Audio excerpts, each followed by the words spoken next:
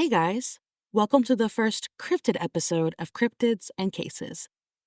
Our previous episode was our first true crime episode, so I'm super excited to introduce the second part of what this podcast is all about.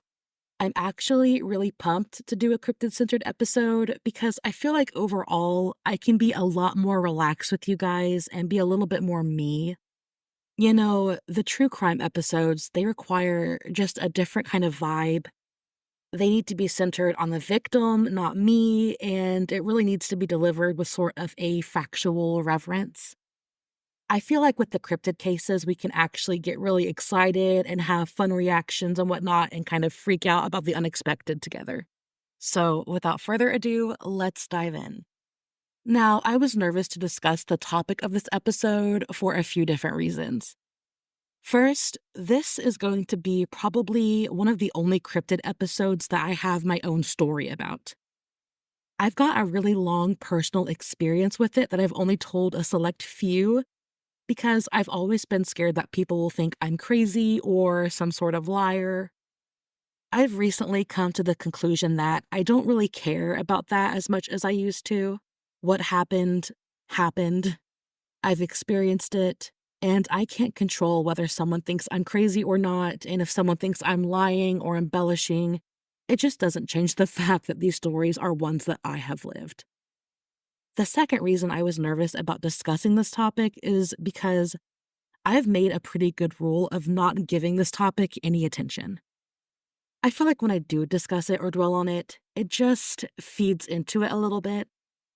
So I'll make this a one and done, and then I'll move on. As you've probably gathered from the title of this episode, we are going to be talking about the Hat Man. Now, what is the Hat Man? The Hat Man is a type of shadow figure. But what's that? Depending on where you look, you'll likely get an array of different answers. Some say that shadow figures are easily explained by science.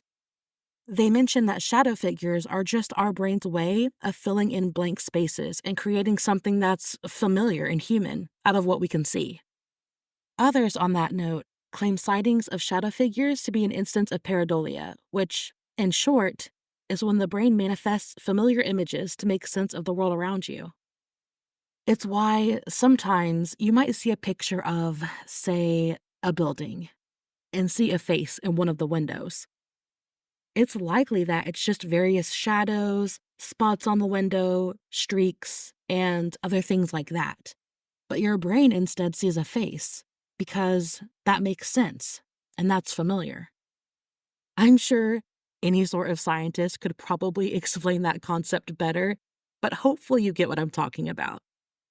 Some, however, believe that seeing shadowy figures is sometimes linked to certain mental conditions, such as schizophrenia and bipolar disorder. That being said, just because you've seen shadowy figures out of the corner of your eye, it doesn't mean that you have a mental health condition. Again, it could be one of the instances that we just mentioned. Or, depending on your beliefs, it could really be something else entirely. Have you ever been sitting in your room, reading or watching TV, and suddenly you get the hair-raising sensation that you're being watched? You're completely alone, but you can almost swear that there's something else in the room, lingering in the corners. The air begins to grow heavy, and maybe your heart starts to race a little. You can feel it before you can see it, and you can't explain why you're suddenly feeling such a strange paranoia.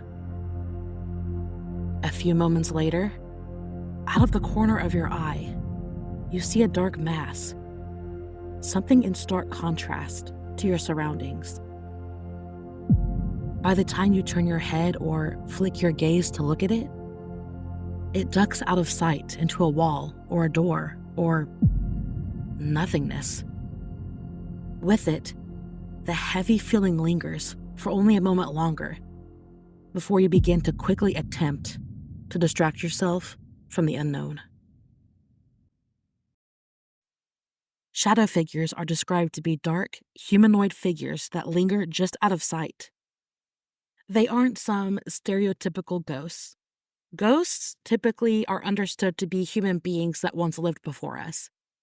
Depending on who you ask, it seems widely believed that shadow figures haven't ever been humans or remnants of anything human at all. They're a dark void with no distinguishable features and clothing beyond their humanoid shape, or sometimes the outline of a hat or other clothing. Many have said that these apparitions come with a sensation of dread, heaviness, or an unexplainable feeling that you get when you're being watched. Shadow people also don't seem to linger very long, at least not in someone's direct line of sight. They're fleeting, making quick movements and never lingering long before they vanish. Most who have said to experience shadow figures seem to experience them predominantly at night, and sightings of these entities have been reported from people of all ages, locations, and backgrounds. Though no one can say for certain why these figures come out, it's often speculated that they seem to appear more frequently to those in moments of emotional distress, desperation, depression, anxiety, stress, and hopelessness. The existence of shadow figures isn't a recent concept. They have been mentioned numerous times in various cultures. For instance, Native American tribes, such as the Lakota and the Navajo, have referenced shadowy figures that linger somewhere between the spiritual and physical world. Ancient Romans spoke of shadow figures and believed that they were beings that had come from the underworld. Sightings of shadow figures have been reported for centuries. The Hat Man himself seems to be a shadow figure, but one infamous enough to have his own name. As I mentioned before, I've had my own experience with the Hat Man.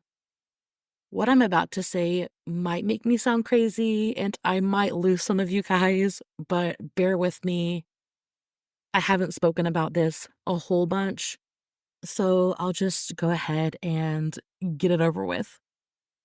I first saw the Hat Man when I was 12 years old. I saw it in my doorway for the very first time as I was laying in bed. It seemed to be over 6 feet tall, slender, with this bowler hat.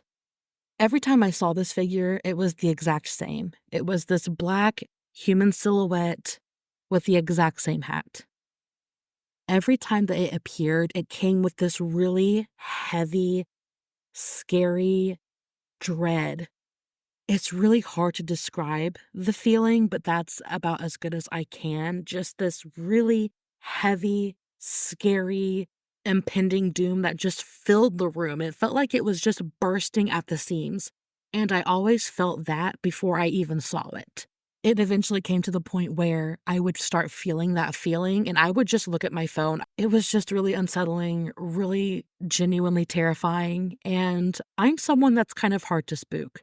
I've mentioned before that I was really into ghost hunters and I was really into true crime things, even whenever I was younger. So it's not like I was super sensitive to spooky things, but this really freaked me out. Eventually, I began having dreams with the Hat Man in it. I had this one dream in particular where I was in the bathroom of the place that I worked at the time, and I was hiding from the Hat Man. And we had this thing where I would hide in the stalls and I would run around. And then finally, I would leave the bathroom and it would follow me. I also had a dream where it was chasing me and I could not get away. And every single dream I had with it, it was again the same exact thing: tall, slender silhouette, bowler hat, creepy feeling. I had this experience one time where I had just dropped off my best friend at the time at her house. She lived on back roads, so for quite a good bit of drive, it was really dark and there wasn't a lot of street lights. There weren't a lot of other people. It was just me in the car, probably 11 o'clock at night, driving home down these back roads. As I was driving, maybe 5 minutes after dropping her off, I began to get this really heavy feeling. At this point, I had been experiencing the Hat Man for 4 to 5 years, so I knew what it was before I even looked. It was, again, the same feeling I have had before. I tried to keep focus on the road and not pay it too much attention. I tried to turn on some music so I wouldn't have to be focused on the spooky scary. What makes this story so prevalent in my mind, even though it was like 10 years ago, though, is when I looked in my rearview mirror. And I'm getting chills as I'm telling you this story because it still freaks me out. But I looked in my rearview mirror and I saw it sitting in my back seat. I know that sounds absolutely insane. I almost don't believe it myself, but I don't know what to tell you. It was in my back seat. I saw the bowler hat, I saw the head, neck, and shoulders, and then it just kind of disappeared into the darkness of that back seat. Make fun of me if you want, that's fine. I turned on K-Love, which was the Christian radio station down there at the time, and got to singing those songs and started to feel better. After seeing it in that rearview mirror one time, I did not look again, so I don't know how long it was there. I just didn't look, and I went home. Now, I did share a room with my sister at the time, but she was considerably, or is, considerably younger than I am, and I didn't want to share my experiences and scare her by any means. What I didn't know at the time was that she had experienced the Hat Man as well, one time at the foot of my bed. It wasn't until years later when she had got a bit older and she had experienced a few different spooky things that I told her the story of the Hat Man. And she had told me that while living in that house, she had woke up one night and looked at my bed and he was standing at the foot of it. She described it to be a tall, dark figure with a hat. Just as I'm sure she's grateful that I didn't give her my Hat Man stories back 10 years ago, I was grateful that she didn't tell me that story until years later, because I don't think I would have been able to sleep after that. Eventually, we moved from that house. At this point, the Hat Man, when I had first seen him at the age of 12, was in my first house. Now, at this point, in the house with the room that I shared with my sister, it was the second house that I had moved to where I had experienced the Hat Man. That being said, those two houses were not even 10 minutes from each other, so it wasn't super weird to me that I had seemingly been followed to the new one because it was really, I could walk there. However, eventually it came time for us to move to a different state. Well, at this point, I was like, okay, cool. There's no way that this hat thing is going to follow me to a completely different state, like 10 hours away, right? Wrong. It only took a few weeks in our new house in a new state for me to feel it once again in my bedroom. I really was convinced that we had left it behind. I did not expect it to follow me to a whole new location. Looking back on it all, I noticed a trend of when it would seem to show up the most. It only really showed up during the periods of my life that were mentally the darkest. I was diagnosed with depression around the age of 18, and though it's not a constant, relentless battle at all times, there are periods of days to even months that can get really hard. I'm not saying that I never experienced this hat figure when I was feeling totally mentally and emotionally sound and happy, but there was a huge uptick in the frequency of experiences with it during the periods where I was not mentally or emotionally well.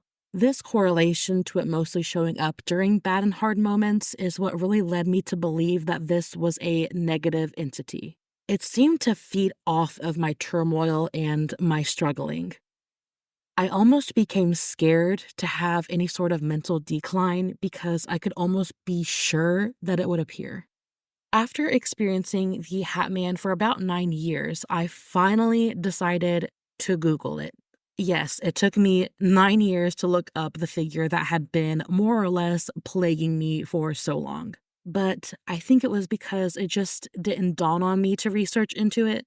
I thought that it was just this thing that was happening to me that was really weird and that I was probably just crazy. Also, the few friends that I had told about it had thought that it seemed to be some sort of negative being that seemed to come around when attention was given to it. So I really tried to not dedicate any of my time to dwelling on it. I just wanted to avoid it completely and not invite it into my mind and space more than it already was. It was like the equivalent of Harry Potter characters saying the name Voldemort. The topic just felt cursed. Don't think about it. Don't say it. Don't talk about it. Well, eventually that changed, and I decided to go out on a limb. I remember the exact evening that I decided to Google it. I hadn't experienced it for about 6 months to a year at that point, which was quite a long time without seeing it. I had went across the country to college, and though I had plenty of weird experiences in our dorm with my roommates and such, it never seemed to be the Hat Man specifically. But at this point that I Googled it, it had been a substantial amount of time without seeing it, and then all of a sudden, there had been this crazy huge uptick. I was seeing it and feeling it almost every single night that I was in our new house. After such a long period of thinking that it was all behind me, only to be thrust into the most frequent instance of seeing it that I've ever had, I guess I just wanted to finally look into it and see if there was an explanation behind it. I guess I kind of went from not wanting to even think about it to being so tired of being scared that I just needed to know what this was. The year without it had been really nice, and I wanted to get back to that. I really don't think that I expected to find anything. A large part of me thought that I'd just lost my marbles this entire time, or that there had to be a very logical explanation. Despite really loving topics like the paranormal and the unexplained, I always try to find the logical explanation behind an unexplainable experience, both experiences that are told to me and ones that I encounter myself. The exact wording that I searched was "shadow man with a hat." Instantly, the search results showed a figure named the Hat Man. It almost felt like I was seeing something so shocking and disturbing to myself that I needed to cleanse my eyes.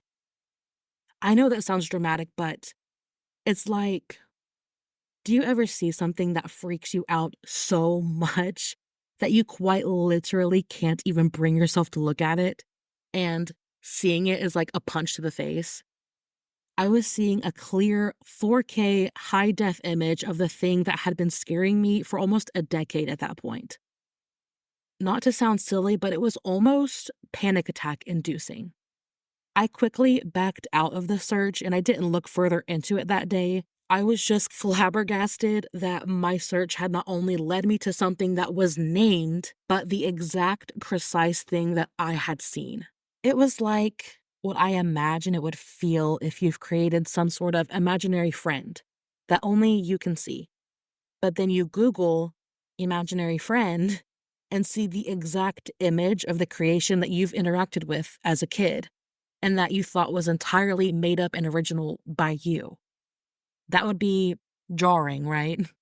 And that's a good word for it. Seeing that image was jarring. A few days later, I really wanted to look into it again because I hadn't given myself a moment to read about it. I reasoned that it had to be a common enough sighting for there to be a plethora of images and art about it on the internet after searching for it, and that it was given an actual name. When I tell you I was shocked, guys, I really can't emphasize how shocked I was. There were pages upon pages of stories and histories and experiences of this hat figure out there. There were books, there were films. What I had thought was only my experience and that I was crazy had been experienced by so many other people, right down to the hat and the very specific foreboding and heavy feeling that came with it. Countless of other people had seen the very same thing and experienced those very same feelings. Not only that, but I was floored to find research that claimed the Hat Man fed off of attention and negativity and seemed to manifest more often when someone was struggling. That had been precisely my experience. So not only had it been seen by others, but everything right down to what seemed to trigger it for me and how it made me feel was shared with the public. I just couldn't believe that this seemed to be an actual thing. I don't know if that made me feel better or worse, honestly. Armed with the knowledge from the internet that giving attention to it was bad and that it fed off of negativity, I stopped talking about my experiences with it with the select few people that I had told and just tried to keep moving forward and keep looking at my phone or ignoring entirely any moment that I started to feel watched. It seemed to work. Slowly, as I remained dedicated to keeping myself afloat and not giving any attention or acknowledgement, I started having less and less experiences with it.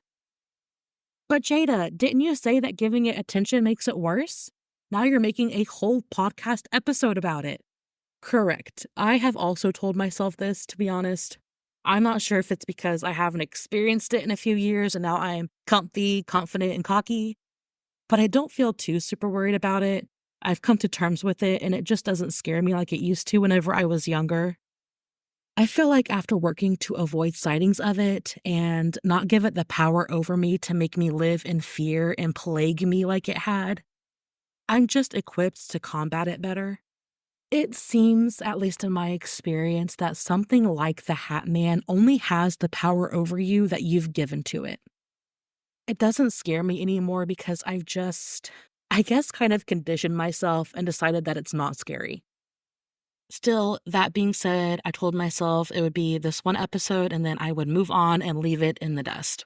I sent a post out on my X, my Facebook, and my Instagram asking for anyone who had an experience with the Hat Man. One of my friends, who we will keep anonymous, sent a message detailing their experience with this entity. It reads as follows.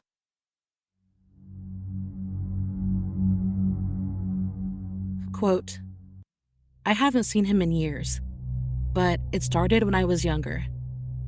My family lived in a trailer up until my father had passed away. I used to see him outside of my window, as my room was on the side of the house that faced the narrow lane. There was a large forest and a farming field across from it. That forest had minimal interruption and connected all the way near one of the NASA/NOAA bases. I kept telling my parents about him. I couldn't see his face, but I always imagined bright white eyes and small pupils just staring at me. All my parents did was chalk it up to my imagination and sleep deprivation. I've had insomnia since childhood, and told me it was my dad getting home from work late, or my uncle, who lived next door, probably checking in, as my dad and him would often have a beer and catch up at night. It then became footsteps in the hallway that my parents would just chalk up to my grandfather, who had passed away due to cancer, just visiting. When my father passed, and we moved to the trailer off the property to put in a kit home, I still saw the Hat Man, dark, tall, and menacing. I was now between the age of 8 to 13, but would see him on my aunt's porch or outside our new house while it was being put together, like he was scoping out the place. Again, I was brushed off for having an overactive imagination. Years passed. I moved from the area and completely forgot about him. I even started to think I had truly imagined him as a kid. When I moved into the townhouse I was renting in my mid-20s, our friend group had talked about the Hat Man and other things we would see. I had begun to see him on our back deck that was high off the ground, the skylights in my roommate's room, and even swore he was in the basement to the point I never went down there alone. You couldn't have paid me enough to be down there alone, or really in the house alone. Since moving, I haven't seen him. I've thought about him, but it's like he's disappeared and everything was a fever dream. I do want to add that I did see him on both the nights my dad died and the night before I found my grandfather had passed away. I did not see him the night I found my grandmother passed in her sleep. Both my dad and my grandfather did not pass peacefully, as it was traumatic events. My grandfather died of lung cancer, and they assume he suffocated. He was a World War II veteran, and my father died at the same hospital 3 to 4 years later from a heart attack known as a widow's maker blockage. My grandmother passed peacefully in her sleep. My dad's heart attack happened in front of me, and once the ambulance removed him, and it was just myself and my aunt in the house, I swore I saw the Hat Man in the hallway. Close quote.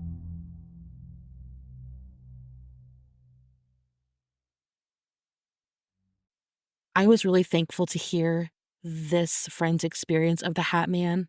It really fit with my own experience, and I remember she is actually one of the very few that I had mentioned my experiences to in the past because I knew that she had also experienced strange things. So it was really nice to finally feel like someone could validate what I had been experiencing.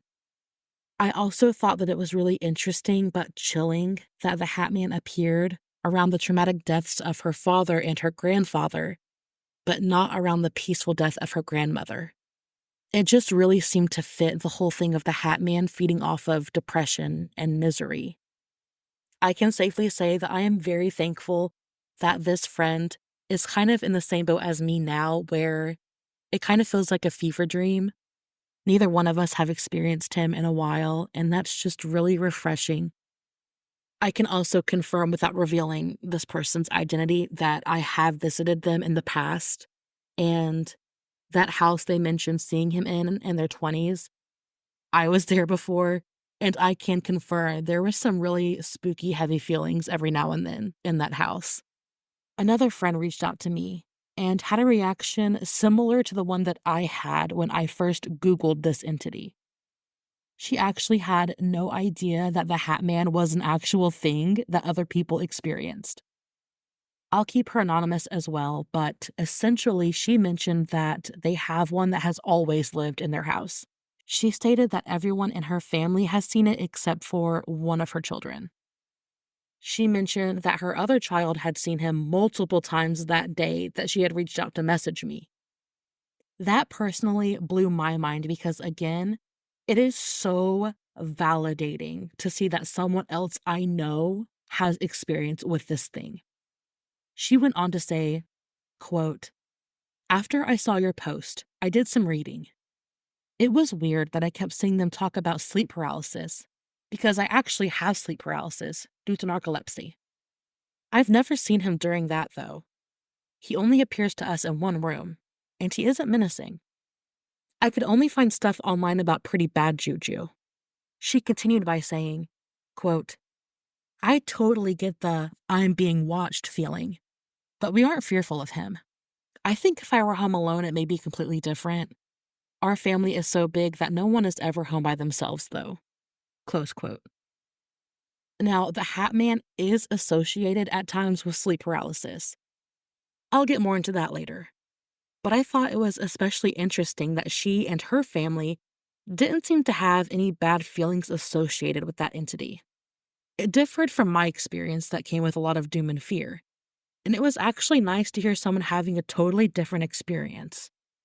In my research, I did notice that there were a few people who said that they didn't feel anything menacing about it, that it was just another presence in their house. It left me wondering why that is, before I realized that I regard it in a very similar way now. I'm no longer afraid of it, and though the presence comes with a "you're being watched" feeling, it doesn't drive me into a fear spiral like it used to. I guess you just get accustomed to it, at least in my experience. I was also super young when I first saw it and totally alone in that, so that probably didn't help. It could very well be that the entity itself isn't actually something to fear at all. What a plot twist. Jada 10 years ago would have laughed at that, but I think it might be true. I was surprised by this particular friend's story, not just because her experience with the feelings it brings was different than mine, but because she's just always seemed super down to earth and grounded. Things like the paranormal don't usually seem logical and realistic. So it was really cool to me that she had experience with such a seemingly outlandish and illogical thing that most probably side eye.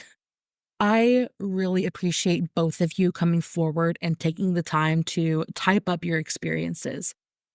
I know it can be a little uncomfortable to speak to other people about something that you might be deemed crazy over. At least I've been really selective with who I share experiences with in the past. So I'm just really grateful and I feel a lot less loony. So, getting down to it, what is the Hat Man? I mentioned that my research showed it's a big enough phenomenon to be an actual named thing, with plenty of articles and comment threads. Most seem to agree that the Hat Man is a sort of shadow person, much like we said in the beginning.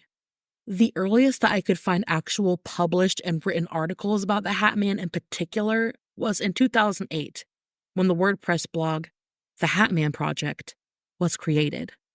This blog was a documentation of different tales and accounts of those who had what they thought to be encounters with a shadow figure that wore a wide-brimmed hat. The blog was started by a man named Timothy Brown, who began to collect stories about the mysterious figure in 2001. I checked the website for the Hat Man Project and found that the most recent submission was from February of this year. There are pages upon pages of submissions, and the first seemed to be in 2009. That's a long span of time for countless individuals to be submitting their stories to this blog.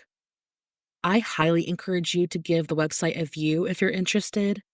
I wish that I had the time to sit here and read all of the stories to you.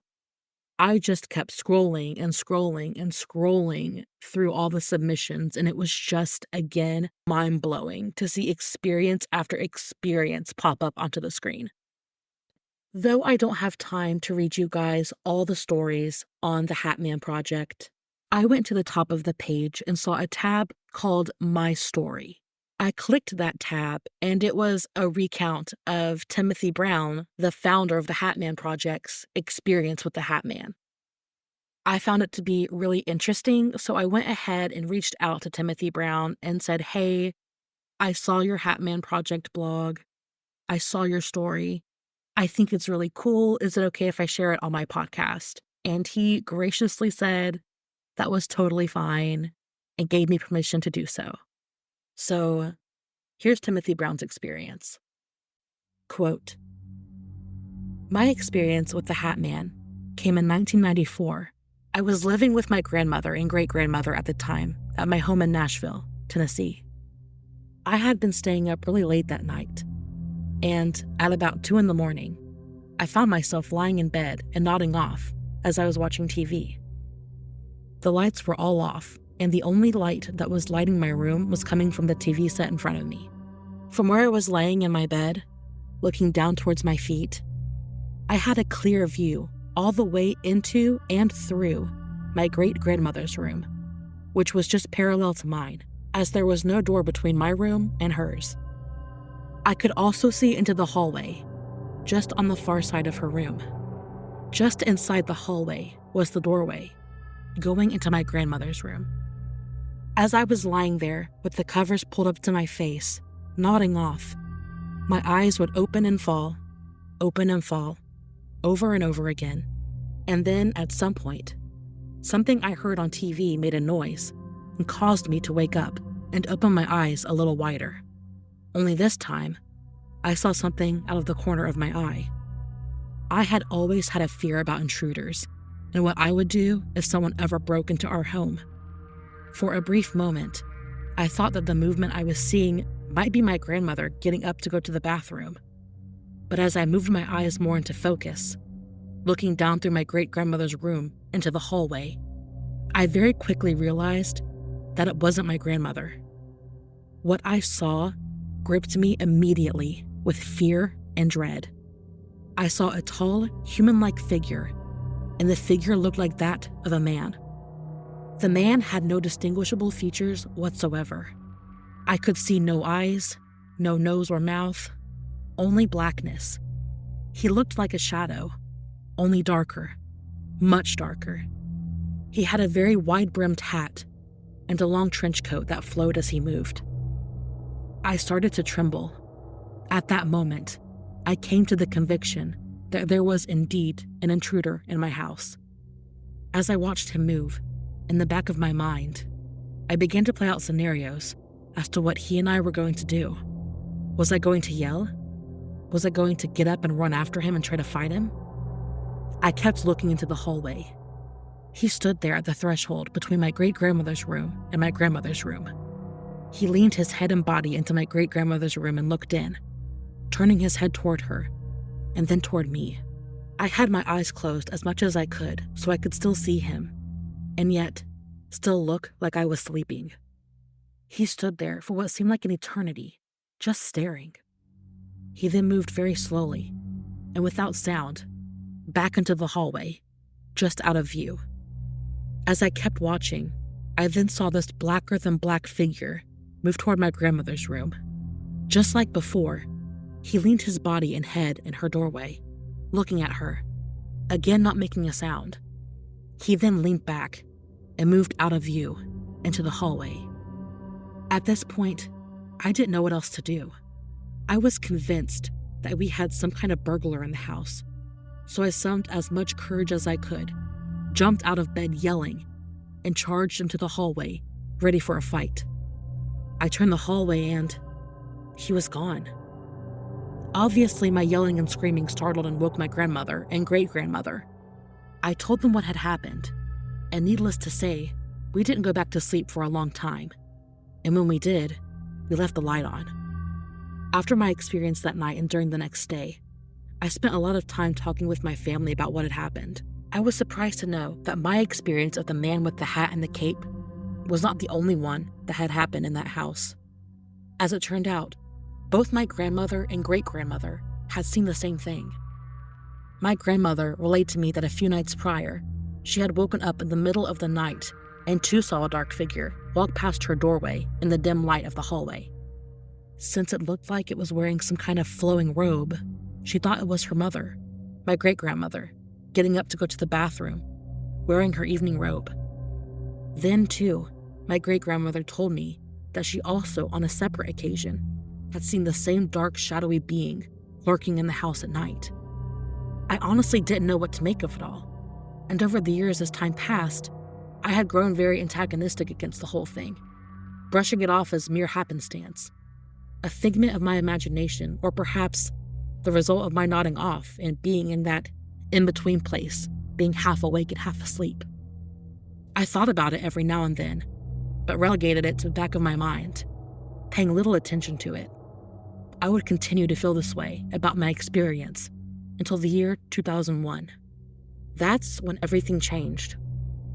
I was driving a long distance one night and hitting the scan button to see if I could find something to listen to on the radio to help pass the time.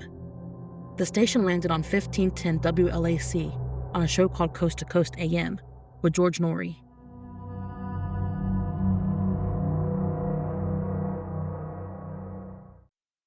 It was probably 2 a.m. or 3 a.m. when the show came on.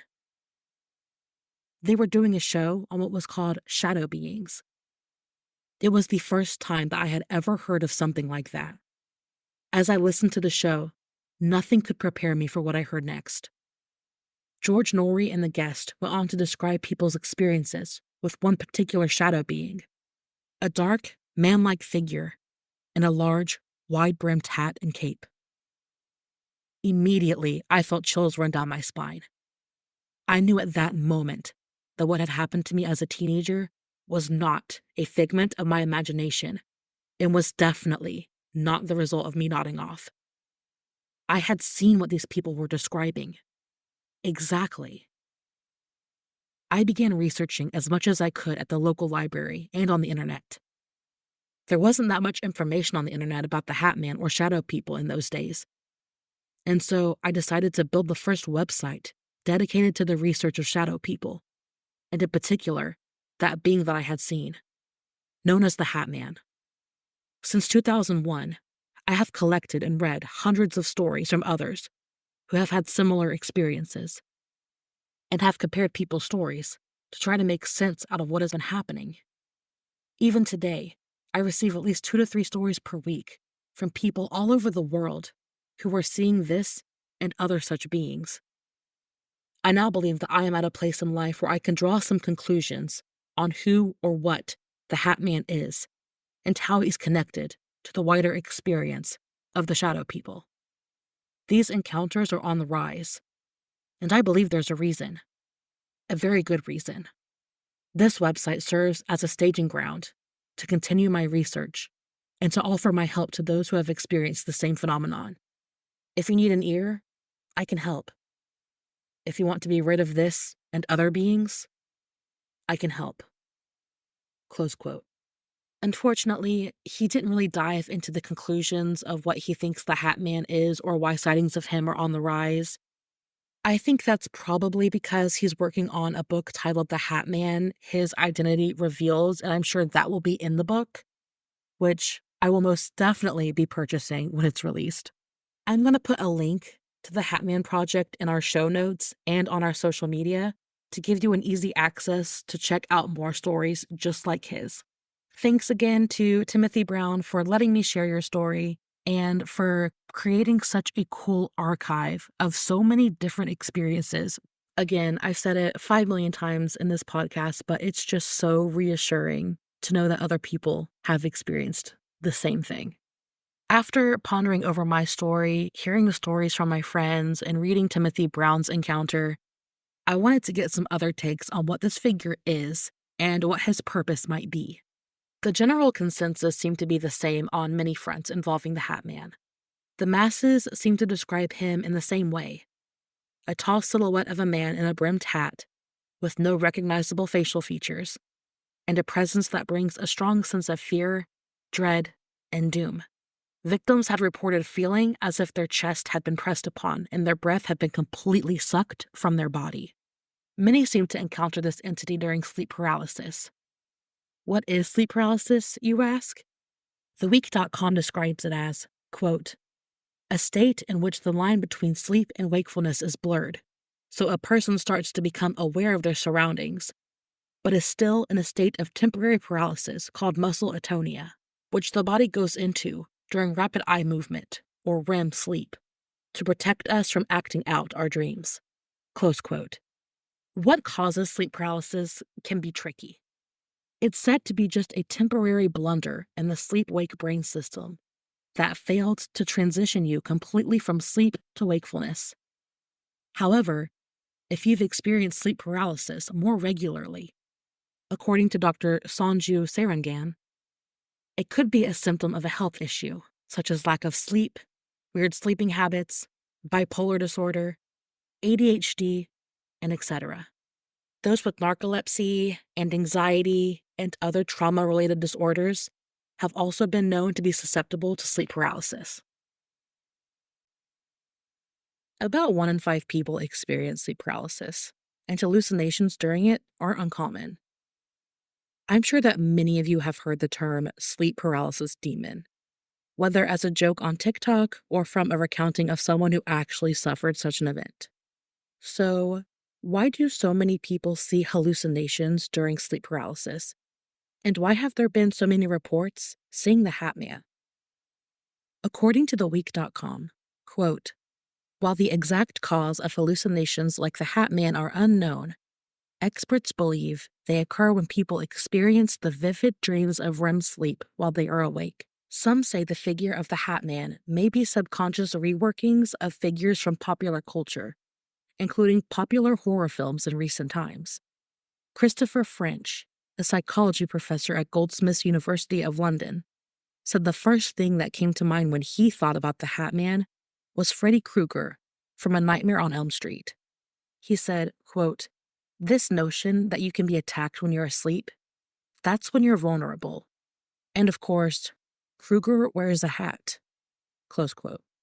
Baland Jalal, a researcher at Harvard University's Department of Psychology, wrote in Scientific American, quote, for centuries, cultures across the world have attributed these hallucinations to black magic, mythical monsters, even paranormal activity. Close quote. Jalal suggested that people who fear supernatural demons in the night are more likely to experience the phenomenon again. He says, quote, it appears that the more people fear sleep paralysis, the more they experience it, and the stronger its effects are. Accompanied by a belief in the paranormal, sleep paralysis can therefore be not just frightening, but potentially traumatizing. He goes on to say, quote, the human mind is vastly more mysterious and occasionally malevolent than one would have thought. Close quote. All right, so people have seen the Hat Man often enough during sleep paralysis for the topic of him and sleep paralysis to often go hand in hand. In my opinion, though, it isn't only some sleep paralysis demon. What about those countless experiences where he has been seen while people were very much awake? I wasn't in sleep paralysis when I saw him in the backseat of my car. My second friend mentioned that she had experienced sleep paralysis with narcolepsy, but that she specifically hadn't seen him during her sleep paralysis, only during periods of being awake, and almost all of her entire family had seen him. And again, it didn't seem that my first friend that had come forward was asleep during her accounts of him either. The other option was that the Hat Man is something completely supernatural in nature, or an entity going back to folklore that represents phenomena such as the boogeyman. Now, that explanation simply won't be enough for some, and that's okay. I'm a big skeptic myself, believe it or not, and writing something off as supernatural isn't usually my initial thought. The Hat Man was leaving me pretty stumped, though. According to the other half that weren't on the sleep paralysis train, when it comes down to what the Hat Man is, the cryptid really is a sort of malevolent shadow person that seems to feed off of fear and poor mental states. I'm not sure about you, but I really don't have any sort of logical explanation for my experience of the Hat Man. I haven't been able to explain it away as a side effect of mental illness, medication, or sleep paralysis, which seemed to be the three core explanations that I was coming across that didn't involve the supernatural. I experienced it vividly and clearly. I've got a few chronic illnesses, and I've been on various medications through the years, but I haven't stuck to the same single medication for longer than 3 years at a time. And that was only one medication that I was on for that long, which was an injection for a physical ailment that I have. Hallucinations aren't listed as a potential side effect. In fact, I did some digging, and none of my medications have ever listed that. I've experienced him for a period of like 15 years. I just haven't been on a medication that continuously before. I also don't have any sort of mental illnesses that would typically lead to hallucinations, at least as far as I'm concerned and aware. Not to mention that it's not like I'm having all sorts of different hallucinations. I see the same one and only precise thing with the same precise feelings that conducts itself in the same precise manner every single time. And as we've seen, it's not just me. I'm sure that the Hat Man can be explained by one of those three core explanations that we mentioned. But what about cases like mine in which that just doesn't fit? What about the rest of us? I really wish I had a firm answer on what the Hat Man is, what it wants, and why it happens. All I really have are my theories and my notes on what I was doing and feeling during the times when I saw him the most. Unfortunately, getting a straightforward, solid, and agreed upon explanation on something in the cryptid and paranormal world doesn't happen very often. There will always be those who the explanations don't fit, or those who just don't agree with the explanations that are out there. I guess I fall into that category where the Hat Man is concerned. I really don't think that I'll ever get a solid, irrefutable answer to my experience. And while that sucks a little, it's calming to know that at least I'm not alone. So, what do you think about all of this? Do you think that I'm out of my mind? If you do, trust me, I get it. Do you think that there's an explanation that people are overlooking? Do you have a similar spooky experience? I'd love to hear from you. Feel free to reach me on my Facebook page, Cryptids and Cases, and send me a message or drop a comment on one of my latest posts. You can also find and contact me on Instagram under the same name or on X under the name Cryptids, letter N, Cases, and everything is lowercase except for the N. If you don't mind, wherever you're listening, give it a like, a follow, a rating, a download, whatever applies. It really helps me out a lot, and I really appreciate it. As always, thank you so much for tuning in, and I'll meet you on the next one. Stay cryptic, stay spooky. Bye, guys.